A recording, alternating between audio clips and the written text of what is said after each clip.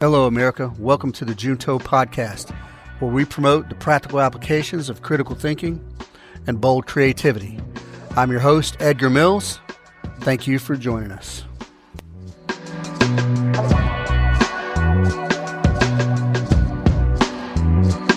Hello, America. Welcome to episode 63. Yep, 63, going strong. Appreciate all of you for listening. I really do. So what are we talking about today? Today, we're talking about basic politeness and good manners. Those two things once were the lubricant of our daily interactions. It's what kept things going smooth, eased the friction with the other humans.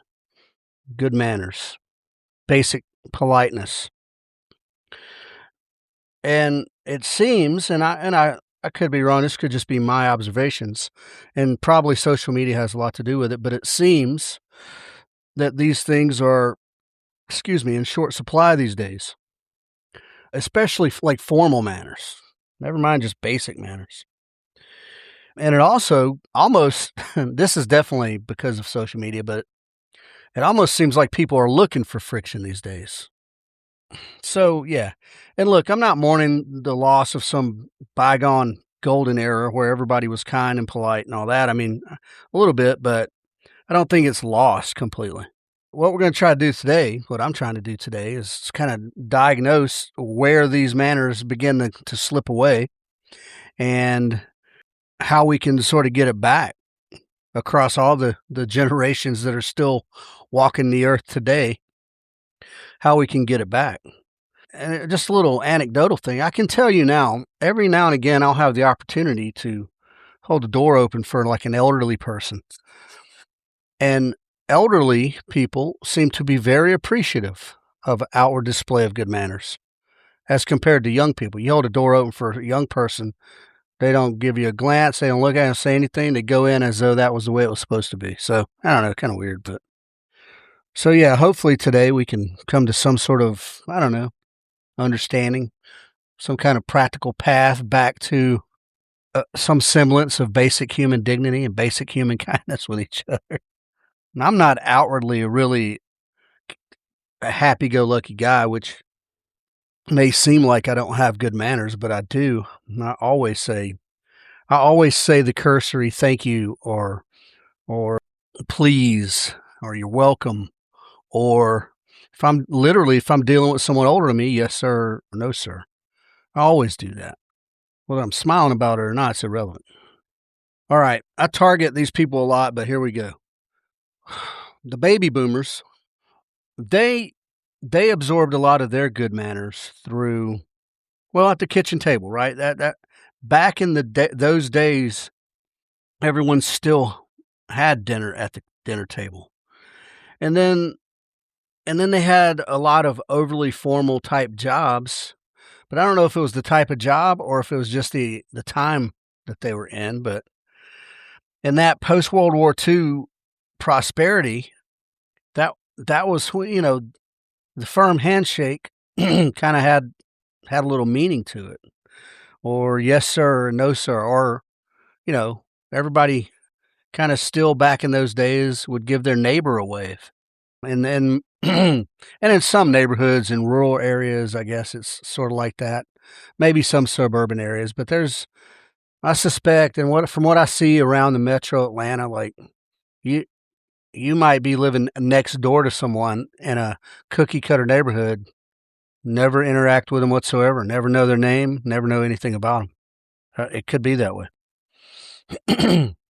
So the baby boomers, they come up with the manners, right? And they grew up with the manners. But what happened? Where did it start to go south? Well, the baby boom also gave us all these leftist activists and protesters and agitators, the anti-war hippies, which weren't hippies at all.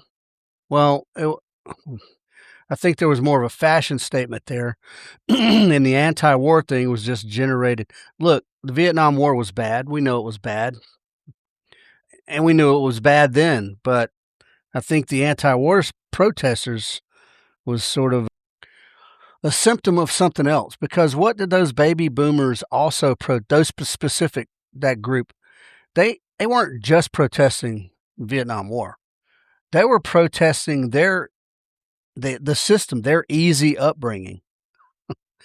And this is, I think, the first glimpse we get to see of this white guilt, or this privilege that they feel embarrassed or ashamed of. So I think we started to see it there. So good manners to these protesters became like a conformity. So I believe that's the beginning of it. And I blame a lot of today's problems on the baby boomer generation, because they're the ones who are in Congress right now, by the way. So, and then came Generation X, my generation. And we were raised on independence, or if depending on your perspective, neglect, and MTV. Yeah, and those of you who've known me for a while, you know that I also say MTV was the downfall of modern society, and to a degree it is. But so in this generation, Generation X, this emerging sort of culture of self-reliance, or just do it yourself, or I'll figure it out on my own type, we kind of, well, I don't know, we like literally shrugged off sort of traditional and formal good manners. And that whatever shrug is what it's become known as. That kind of stuck, man. And that kind of, that kind of stuck. It became the default. And also called the whatever shrug, also call that the 10th group salute. Then came the millennials. Yeah, the millennials. So they are the first true, like, well, their world was shaped by the smartphone. Gen X was not. The smartphone came later, and we were like, oh, well, that's crazy. Yeah, the millennials, their world was shaped by the smartphone. They weren't yet all completely 100% digital, but they very much were heading that way. And then the jobs, right? They started doing non-traditional. That's when tech jobs started coming along, and they started doing these weird sort of gig jobs where you may not have had to sit in front of a table full of humans or go sell a product. So good manners weren't a default at work necessarily. You want to be a quiet, isolated genius. Go ahead, do your thing. Nobody cared. So their default, well, the interactions, right? The more digital interactions there are, and the less real human interactions. Nobody cares about calling Mike Tyson a chump online, right? But in face to face, would you ever call Mike Tyson a chump? No, you wouldn't, because you'd catch a gigantic fist to the face, right? So now, normal daily interactions to these millennials starts to look like, it starts to seem a little, well, I don't want to say risky, but like, it's safe just not to interact. It's uncomfortable to interact with other people, so they just don't. So their default became neutral. No manners at all. Not good, not bad, not otherwise. Just blank stare. And that's how we got the millennial stare. Yeah, have you ever gone into a coffee shop with a millennial working behind, and you walk up and you stand there and they look at you and you look at them, waiting for the cursory, hey, how's it going? Can I help you? What can I get for you today? Instead, they just go, the millennial stare. They don't know how to interact with human beings. I'm not saying everybody, and this is not obviously everyone in every generation, right? Just some examples. The millennial stare. It's pretty funny. My son talked about that a little bit. Gen Z, though, was the first generation fully formed by algorithms and digits. Yep. 100% fully formed by algorithms and digits. Everything born on the screen. And what they learned is that controversy or outrage or snarky little quips gets more clicks than goodwill, than good manners do. And that's all that matters now, is how many clicks and how many whatever. Influencers. Everybody's an influencer. So it's all about the clicks. No manners necessary. Good manners don't get clicks. Yeah. So screens have become our primary interaction. I'm interacting with a screen right now. And then you guys are going to hear me on some speakers through your computer or your smartphone. So there's no real need for good manners. I suppose if I'm an asshole, though, you won't listen to me anymore, maybe. I don't know. I don't know how that affects in the podcast business. So now all these things we have, now we can interact. We can almost exclusively interact without any need to contact another human being physically, to be in the same space. And that, along with, still there's economic pressure going on. Gas right now is, nearly $4 a gallon around here. It's insane. So there's some economic pressure still going on. And then we got all this cultural noise, whether it's artificial or natural. We have all the division going on, and the division is madness. Immigrants, this, and racial that, and left versus right, this and that, and Epstein files. And I don't know if you guys have noticed going around Twitter in the past day or two is Hunter Biden sex tapes with him and his big old schlong all over the damn Twitter. So that's pervasive in our world, right? So all of that noise has sort of taught us to preserve ourselves and conserve energy. And so real interactions with real people starts to look like some energy that we can't spare. I don't, right? I can't bring myself to muster up enough energy to go and interact with this person in person. But just this right here will do the trick, just over the digits, easy enough. It's crazy. So outward efforts of courtesy, outward efforts of good manners start to look like a waste of energy that we don't have it. That's what it looks like. But we do, though. It doesn't take any energy. In fact, it probably takes less energy to give a person a kind word in person than it does on the digits. Is all this sounding morose? I mean, maybe. I'm not meaning to be. And then on top of all that, we have all this modern theater and political theater and all this artificial wokeness and all this virtue signaling and political extremisms and all this shit. Well, it inhibits our willingness just to show good manners to someone. Because now, a simple interaction, simple decency with another person, there's always got to be some ideological purity test. If you hold a door for someone, hey, if I hold a door for a professional woman, she might see it as being condescending. Yeah, and that's not a controversial thing. It's like, hold the door. I hold the door for anyone. If I approach a door at the same time as anyone, I don't care if it's a young boy, a grown man my age or younger, big, small, woman, elderly, I'm going to hold the door. That's just it. It's a courtesy. But now it might be looked at as being condescending. If I, heaven forbid, I compliment someone, well, let's say a female again, because I'm a male, right? If I compliment a female and say, wow, you look really nice today, or just you look really nice. Maybe I've never seen. So is it out of the way to compliment someone you've never seen before? I don't know. Maybe there's probably a good way to do it and then a bad way to do it. But what if it's a woman you work with every day and you come in, wow, Kelly, you look really nice today. Oh, thank you. Or this motherfucker, like now it looks like there's some kind of, I don't know, ulterior motives perhaps, or maybe it just seemed offensive. I don't know. So and then today, what's pervasive out there politically is the identity politics.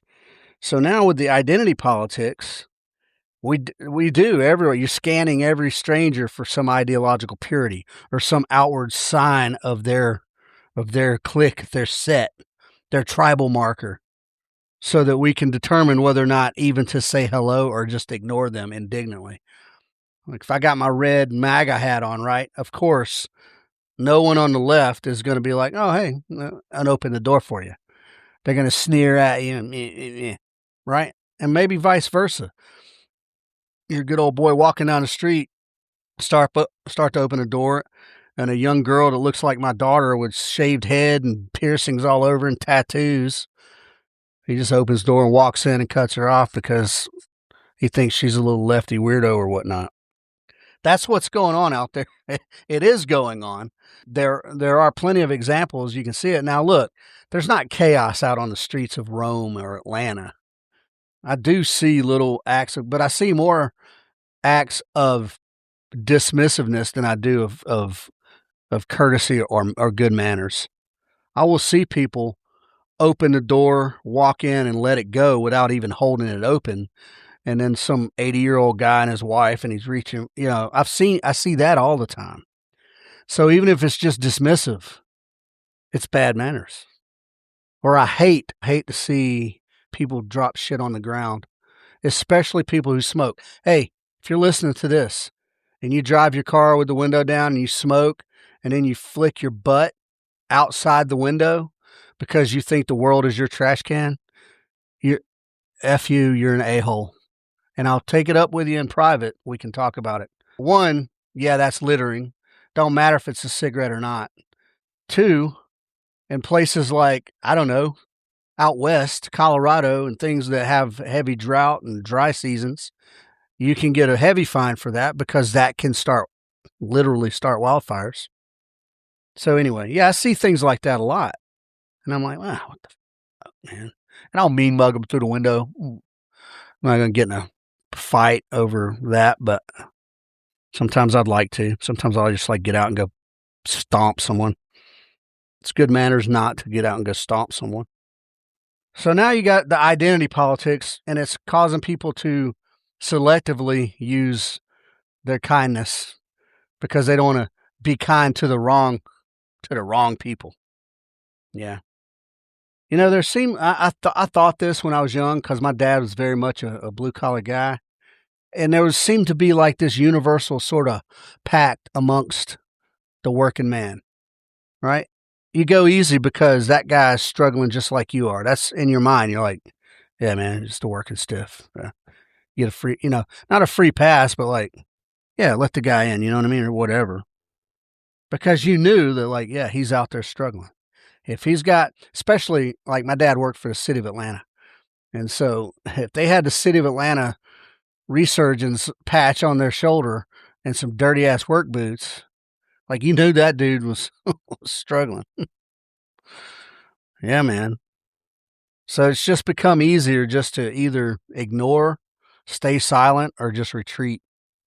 And all these little small gestures, these simple little courtesies have begun to fade away, man. And look, I talk about racial stuff a lot. And why is that? I mean, I don't know why that is. I think it's the way and where I grew up. But, Atlanta's majority black, but I mean, Georgia itself is a significant black population.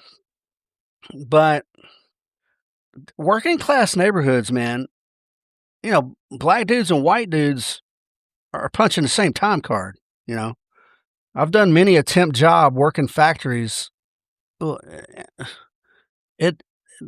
Color is irrelevant when you need a job. And it sucks just the same. Your back hurts just as bad as his, and his just as bad as yours. Grocery bills are still expensive, regardless if it's you or him buying them. So I hate to see bad manners show up when it comes to cultural and racial divide, because that is just one simple thing that would have a great impact, I believe, on easing up those cultural and racial divides, I think. But yeah, I'm going to go back to the big evils, media and politics. They kind of conspire to keep the divide in place because, yeah, it keeps the conflict fresh on the front burner so that we don't have to look at the real issues, the deeper issues, economic issues, civil rights issues, real civil rights issues. When the media or politics, when they frame every little workplace friction or every little traffic slight as some kind of racial war. Yeah, it just perpetuates the problem, and the trust amongst your neighbors disappears when it doesn't need to, you know. People stop giving the nod or the wave. You stop letting people get over. When you see somebody with a blinker, you know, you speed up, close up the gap. That's effort. It takes effort to do that, by the way, to speed up, to close that gap. Why would you do that? If you weren't paying attention enough to let that gap happen and somebody gets in it, then you just have some good manners and just let it be. And the irony is, especially with the black and white situation, working class, because I'm not going to, for the rest of this, I'm not going to differentiate black and white, working class, is that that's the irony, is that you have so much more in common with the other working class guy, regardless of his color, than you do with any of the media pundits, the perfect hair, or the social media influencers, making $20,000 a month on YouTube somehow or whatnot. You don't have anything in common with those people. You've got everything in common with the dude that lives in your neighborhood, who you see him every morning on the same route going to work, same route coming home from work. So one good way to get back to good manners, because it is it's an act of effort, but it's just not much effort. That's all. It doesn't require much effort. But to remember that our common ground with the other human beings is a real easy way to make that effort easier. To remember that you do have the common ground. You have nothing in common with Hunter Biden, unless you have a giant penis, I guess, and do crack. But the dude pulling out of your neighborhood, going to work every morning, he probably got plenty in common with him. Manners, good people, listen to this and listen real good. Manners are not shallow. They define you. Yep, they define you. And if you don't use them at all, ever, that's how you will be viewed and remembered. So they're not as shallow as they seem, but the fact of the matter is, they are small, simplistic, minimal effort inputs, outward displays of, your character. And those good manners that you use and interact with the other human beings are just a small daily confirmation, a little daily piece of proof that you see the cashier or the waitress or your coworker or some stranger on the street as fully human, and worthy of some basic human respect. That's what good manners are. Yeah. They may seem like surface level gestures, and they are, but they're not disingenuous. And that's how simple they are. If you simply do it, it's not disingenuous. Now, you can have some artificial manners if you're trying to kiss butt with an executive at your work or something, but good manners given artificially, they come off immediately like that. They come off as shallow. But generally speaking, for the regular public, if you make the effort, it is genuine. It don't have to be some crazy. You don't have to shine the guy's shoes as he walks through the door. I mean, it's just surface level. A simple thank you or I appreciate you. Oh my God, man. That's a simple act of humanity. No deeper philosophical reasons required. Yeah, no hidden agenda required.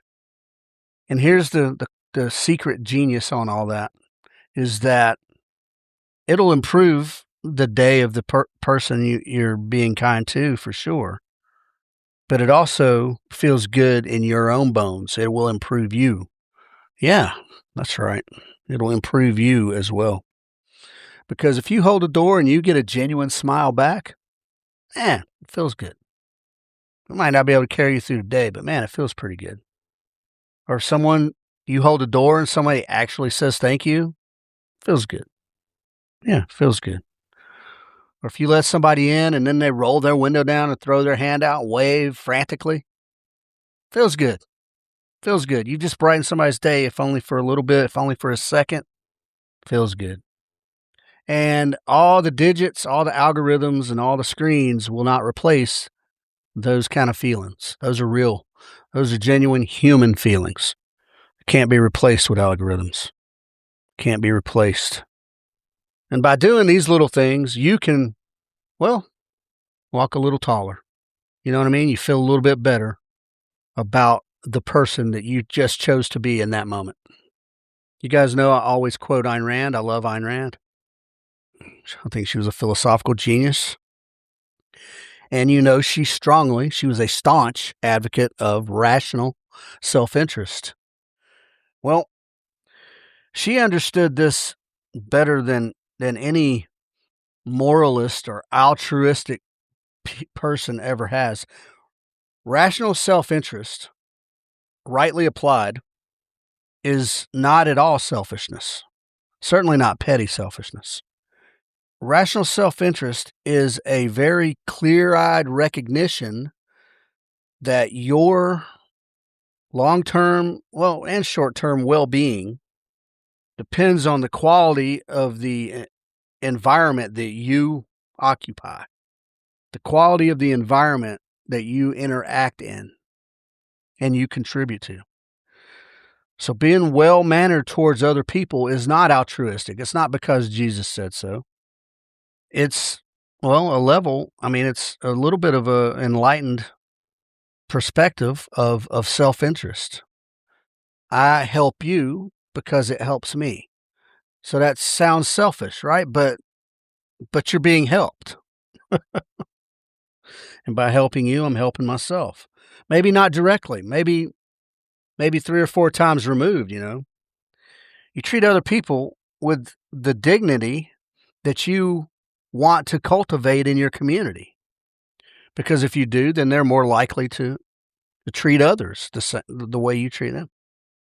So for instance, I don't know, a tradesman, your local carpenter, you know, if he consistently shows fairness and a little bit of human class, right? He good customer service and he does quality work and he's honest and his reputation precedes him. That creates an environment that people like to be a part of and feel like, well, I've got to step up my game. Or yeah, I keep saying this one, but if a driver letting someone else merge, man, I mean, it's such a small gesture. It's such a small gesture. But if you let somebody merge, guess what? They are more apt to let someone else merge later on down the way. Yep. It's the same concept. And I know I bring up my friend Trail Trash Dirtbag every now and again, but he picks up trash along the trail and he doesn't go out to pick up trash. He goes out to run or to cycle. But when he sees trash, he stops and he picks it up. And I think he saw a study or something, or at least it's his philosophy, that if somebody sees you do that, then they are something like, I can't remember, 80% more apt to stop and pick up trash on their movements, whether it's on the trail or wherever, on the sidewalk and whatnot. Yeah, you have an effect on other people. You cultivate the community you want to be a part of by doing that. Unless you just want to be a part of a bunch of a-hole communities or a community of a bunch of a-holes. And then, speaking of rational self-interest, and notice that is not selfishness. Again, folks, we can go into this nuance on another, we'll go into it. But if you show a little casual kindness to a stranger or whatever, or you're just patient with someone trying to get it out, whatever, they can't quite put their words together, or they're stumbling, whatever. That might land on someone who opens doors for you down the road. And I don't mean literal doors. I mean like opportunity. Do you know what I'm saying? Maybe a job lead or a contact, somebody knows somebody who's in your field, etc. or even just, they remember you in the right moment when you need a favor. So rational self-interest lived daily, and I mean lived, turns good manners, which costs you nothing, into a very smart investment in people. Yeah. Now, good manners in our society are not a foregone loss. I'm not saying that we're doomed. The apocalypse is around the corner. I mean, it may be, but there's some people out there, right? And there's different segments of society that practice good manners on a regular basis. And I'm talking about working class here, though, mainly. But we can and should rebuild a culture of where it's commonplace. A simple wave, a yes sir, no sir, yes ma'am, no ma'am, firm handshake, hold the door, get the chair. I'll tell you one that I make it a point to practice is that if I'm sitting down somewhere and someone walks up to shake my hand, I stand up and I shake their hand. Or if I'm with a group of elders and we go to have coffee, I allow them to sit down before I sit down. Where do I get that stuff from? Hell, I don't know. I just know that it's good manners. When I sit down and have food, I take my hat off my head and put it in my lap. Is that overly formal? I don't know. I'm not an overly formal guy. But I was taught good manners at some point along the way by various people. And those things have stuck with me. A little round Italian man named Leo who had forearms the size of my friggin' thighs, and he looked like he was like 5'5", and he, bald. He was like a character in a Godfather movie or something. Taught me that you will shake a man's hand and you will give that man a firm handshake. That is it. Anything else, that you're not a man. People will not take you seriously. And not squeeze the guy's hand off, but you got to give a firm handshake. That's good manners. That's one way you can trust to a degree. Now, a little side note on that. I once shook the hand of Lindsey Graham, the senator from South Carolina. And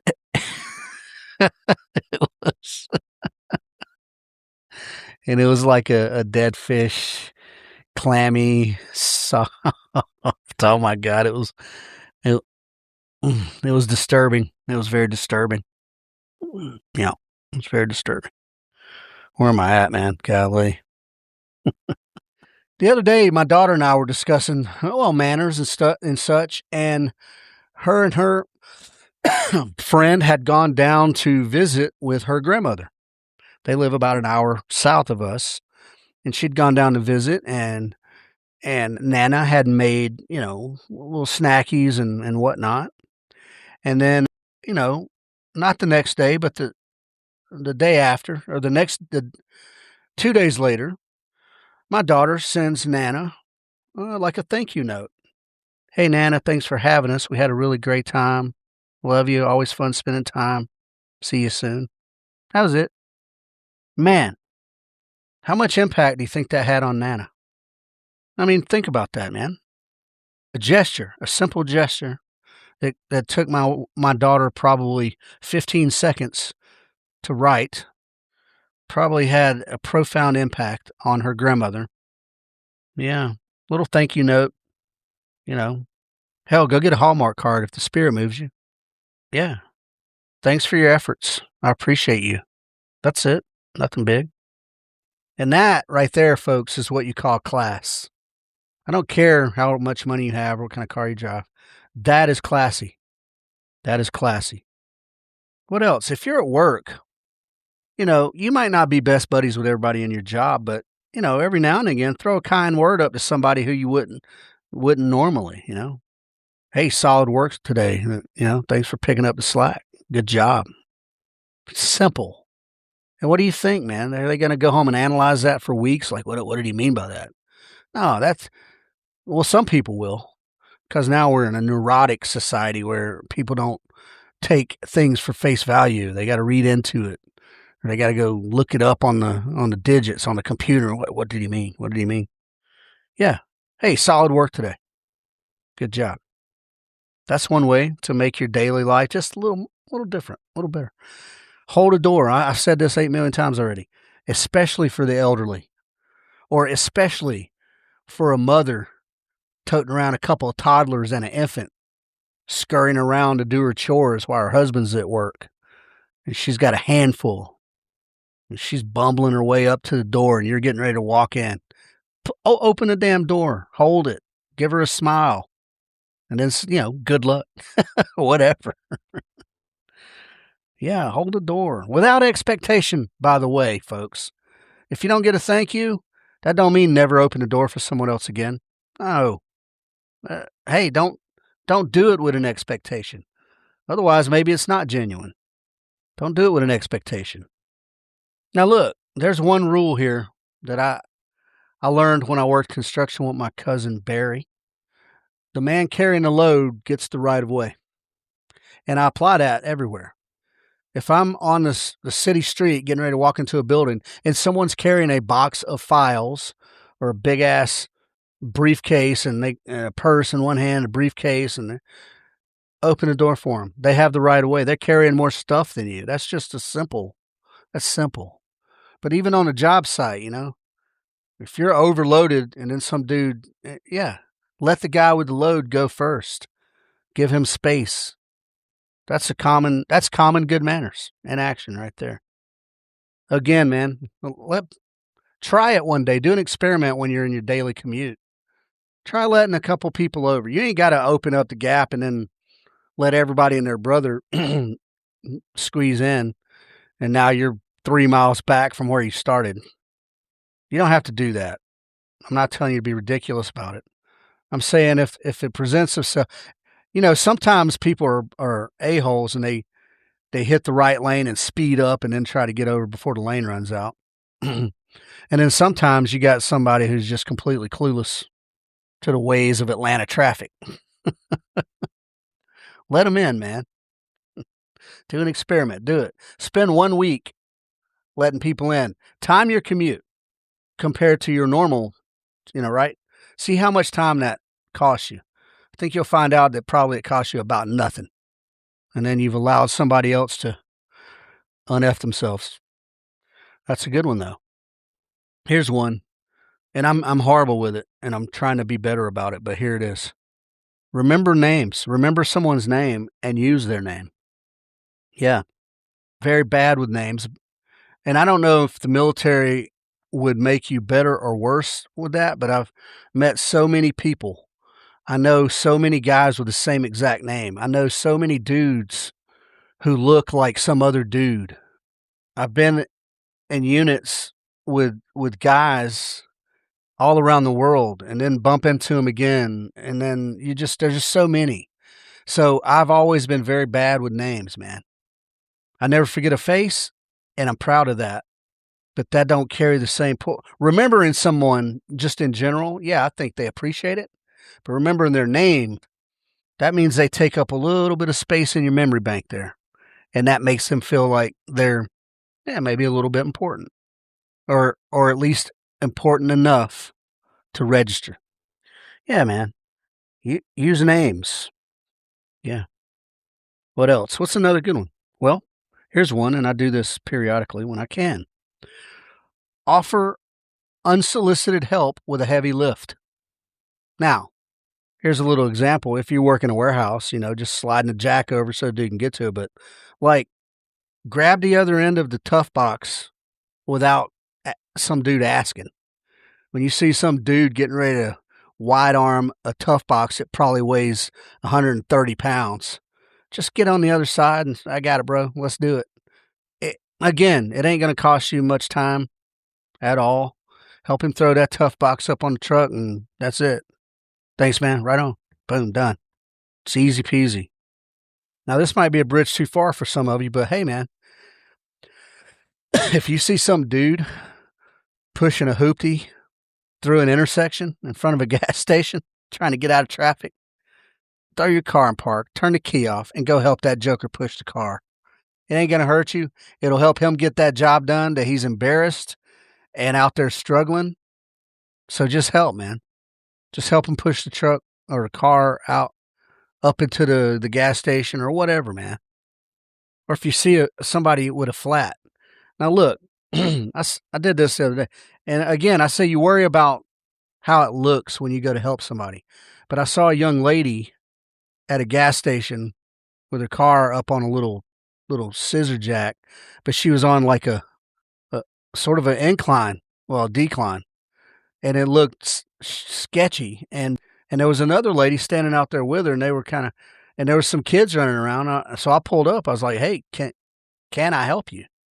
No, it's okay. We got it. And I was like, "Yeah, you know what? It's not a big deal." And I got out.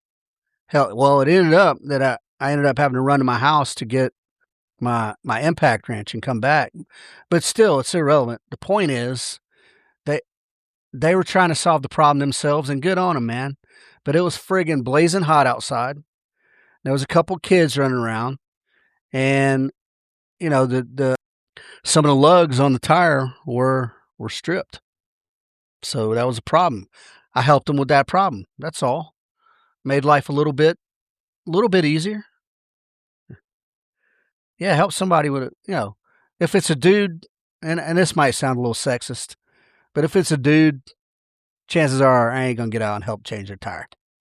And why with a lady, Edgar? Why? I mean, I don't know, man. That maybe that's some old school stuff there. But if it's an old couple, an old man, yeah, I'll get out. Possibly even, I don't know. I don't know. I kind of assess, like, do these people look like they got it squared away, right? Because just the other day I went past a couple who had a flat tire in a similar situation, and as I drove by, I slowed down, looked, and they looked like they had everything square. So I was like, okay, they don't need me. Anyway, point is, it's good manners. And if you see kids in the mix, jump out and help, man. Dang. What else? What's something else that's considered good manners? Well, leave the goddamn break room or any room cleaner than the way you find it. That's good manners. Don't come into a spot, and even if it's messy, don't come into a spot, utilize the spot, and then not make an effort, one, to clean up your own mess, but two, like maybe make it just a little nicer than before you walked in. That's good manners. Absolutely it is. And it's definitely bad manners to leave it worse than you found it. That little bit of stewardship for whatever space that says a lot, man, about your character. Especially at like an auto shop, you know what I'm saying, where everybody goes and gojos their hands in the sink and just leaves it a friggin' wreck. Man, just wipe the sink down when you're done. Simple. It's very simple, and it's an easy way to display some small outward display of your character, even if it's just for yourself. Maybe nobody noticed you went in, nobody noticed you came out. For yourself, because you can then feel good about yourself. What else? What else is some generic good manners? Well, making eye contact. And Gen Zers or Gen millennials and Gen Zers, hear this. Make eye contact. If you're at a restaurant or whatever, I don't care if it's a McDonald's. Well, they got kiosks, but if you're dealing with a human, look at that human right in their face. Yeah, and smile. Make eye contact. Hand over the payment with a smile. It don't have to be a big stupid grin. Just not a frown, right? Just not threatening. Yeah. Make eye contact when you're talking with someone. Now you'll glance away. Yeah. And if I'm talking with my homie out on the sidewalk, right, in the city, yeah, I'll look at him. Hey, well, what's up, bro? And, I'll be looking around when I'm chatting.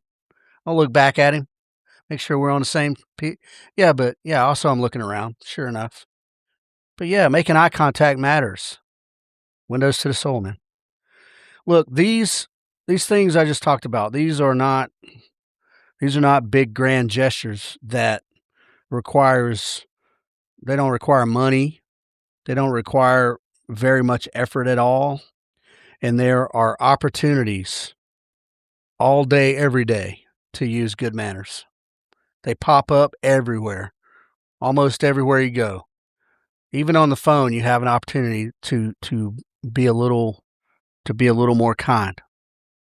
And all these things I just said, these simple things, they represent very simple, regular guy ways to build goodwill amongst the humans.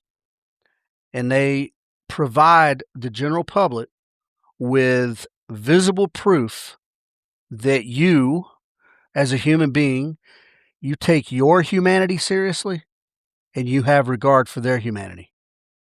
Yeah. And if you do this, and if you practice good manners deliberately on a daily basis, you will see your environment begin to change. You'll see it because people respond in kind. So your circle anyway will lighten up a little bit. Yeah. So think on these things, folks. Think on these things. This is what I want to talk about. I didn't want to go dark.